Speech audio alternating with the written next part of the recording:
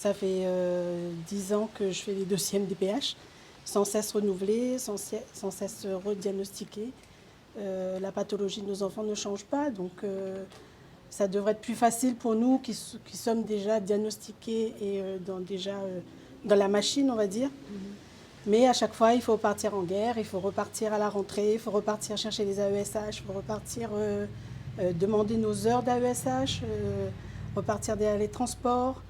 Et c'est un combat, c'est usant. Concrètement, donc on a le diagnostic qui est posé, donc la base, et puis après on a des dossiers MDPH à construire, et ça avec l'aide des ESS qui se déroulent à l'école, avec l'enseignante référente, les GVASCO à remplir.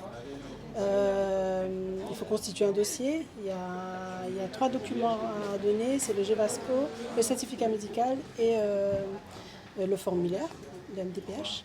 Ensuite, quand tout ça est envoyé, on a un délai minimum de 3 mois, mais ça, je suis gentille, ça date. Ensuite, on a à attendre les notifications. Une fois que les notifications sont sorties, normalement, les demandes sont envoyées déjà vers le département, vers le PIAL pour les notifications MDPH.